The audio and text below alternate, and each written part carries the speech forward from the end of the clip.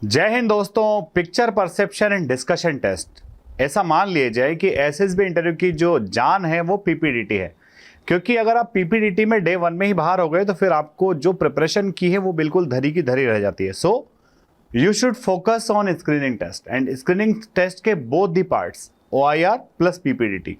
So to help you in PPDT I am bringing some videos and videos के माध्यम से बच्चों को डेफिनेटली बहुत बेनिफिट होता है। सो आइए स्टार्ट करते हैं आज के सेशन को कि आज का जो पिक्चर, इस पिक्चर को देखने के बाद आप इसमें किस तरह से स्टोरी लिख सकते हो। सो डियर फ्रेंड्स, सबसे पहले पीपीडीटी का बेसिक प्रोटोकॉल हमें फॉलो करना है कि हाउ मेनी कैरेक्टर्स कितने हैं, नंबर ऑफ कैरेक्टर्स कितने हैं। So we are seeing that number of characters यहाँ पर कितने दिख रहे हैं हमको, 5। So number of characters are 5।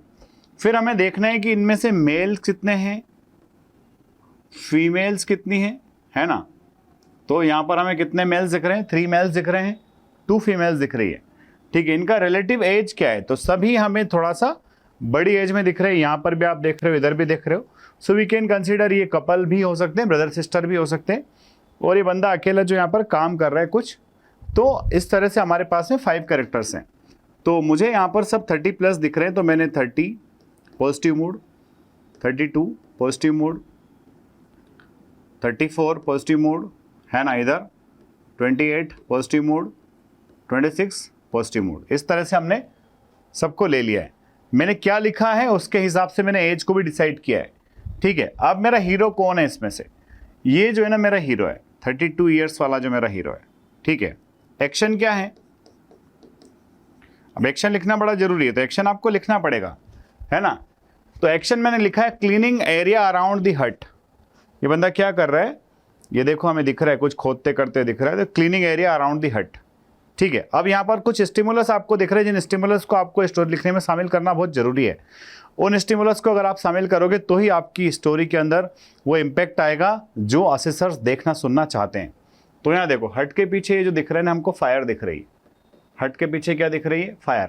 अब ये आपके ऊपर है कि आप हट में ही फायर लगाते हो, हट में ही आग लगा देते हो, किसी का घर जला देते हो, या हट के पीछे आप उस फायर को कंसिडर करते हो।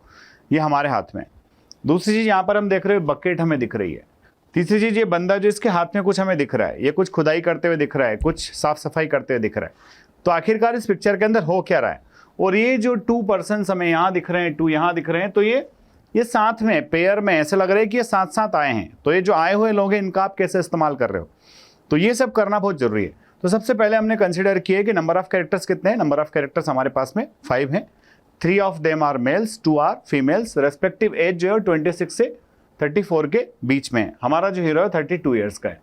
ठीक है बच्चों, चलो एक्शन क्या लिया हमने, एक्शन लिया cleaning the area around the हट। हट के आसपास का जो एरिया है उसको क्लीन कर रहा है। ठीक, अब आगे देखते हैं स्टोरी आप कैसे लिख सकते हो, कितना बेहतर स्टोरी लिख सकते हो।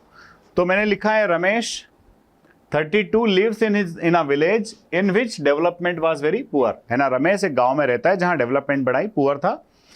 His hut was on his field, और उसका जो हट था उसके खेत पर था, उसके खेत पर उसका एक हट बना हुआ था, झोपड़ी बना हुआ था। Around his hut many useless dried plants were there, है ना। उसकी हट के आसपास बहुत सारे सूखे श्रब्स, छोटे मोटे प्लांट्स ऐसे उग गए थे जो यूजलेस थे, जो उसके किसी काम नहीं आते थे। He decided to clean that area to use it. उस एरिया को उसने क्लीन करने का सोचा कि भाई मैं इसको क्लीन करता हूँ, इस हट के आसपास के एरिया को, ताकि यूज किया जा सके। ठीक है, He cut all useless unnecessary shrubs and burned them.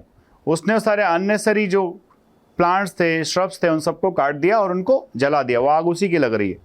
ठीक है, and also plant some fruit plants around the hut. और हट के आसपास उसने क्या किया है, कुछ यूजफुल प्लांट जो है, फ्रूट प्लांट्स को उसने प्लांट किया है। वाइल वर्किंग ऑल दीज, ये सब करने के दौरान ही his 2 sisters who used to live in other villages come with their husbands, है ना। उसकी सिस्टर्स उसी टाइम पर आती है अपने हस्बैंड्स के साथ में, यानी कि हीरो आपका वो काम करने वाला बंदा है और दोनों जो है उसके सिस्टर्स हैं, सिस्टर्स के उनके हस्बैंड्स हैं। ठीक है, seeing working brother they also helped for a while. भाई को काम करता देख के बहन को डेफिनेटली इमोशंस आई जाते हैं, वो भी उसकी हेल्प करती हैं। इन वाटरिंग विद बकेट, है ना, वो बहनें भी भाई की मदद कर देती, किसमें, बकेट से पानी डालने में। ठीक है, finishing his work they all set together, अपना काम खत्म करके वो सब एक साथ बैठते हैं। कुक्ड फूड, खाना भी पकाते हैं। रमेश के और दूसरे फैमिली मेंबर्स भी डेफिनेटली वहाँ शामिल हो ही जाएंगे। ठीक है, and enjoy company with delicious dinner, और एक दूसरे की कंपनी वो एंजॉय करते हैं डेलिशियस डिनर के साथ में। तो जो मैंने स्टोरी लिखा है दोस्तों, इस स्टोरी के अंदर आप देखोगे हर कोई चीज़ शामिल हो गई है। वो काम करता हुआ बंदा भी शामिल हो गया है, वो पीछे लगा हुआ फायर भी कहीं ना कहीं इंक्लूड हो गया है, सामने जो बकेट दिख रहा है वो भी शामिल हो गया है, और वो पेयर्स जो हमें दो दिख रहे हैं वो भी शामिल हो गए। इस तरह से आपको लॉजिकल वे में अपनी स्टोरीज बनाना है। अब इसके लिए आपको एक बात का ध्यान रखना है दोस्तों, बात इसका ध्यान रखना है आपको कि आपको दूसरों की स्टोरीज को रट्टा नहीं मारना है। आपको जो है इत्मीनान से किसी पिक्चर को देखना है।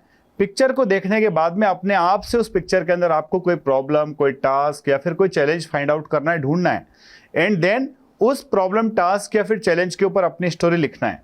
When you are practicing at your home, then you can take sufficient time while writing your story. There is no foundation of the time in practicing, because if you started practicing now and you have time constraints, so it will not be possible for you to write a constructive story. So take your own time when you are starting preparation, and after some time, after some days, you will be confident enough to prepare your story, to complete your story within time. So don't panic for that. And अगर आपको help चाहिए, सो 18th of सितंबर से हमारा next batch start हो रहा है। उस batch के अंदर 30 सीट्स से लिमिटेड सीट्स हम लोग रखते हैं हमारे बैचेस के अंदर, सिर्फ 30 स्टूडेंट्स को ही मैं उसमें ले रहा हूँ। Colonel Manoj Barman sir, captain Satish Yadav sir, captain Somal sir, तीनों एक्स एसएसआर्स के साथ में I will be there to help you. Definitely आपको इंप्रूवमेंट मिलेगा और रिकमेंडेशन सुनिश्चित होगा।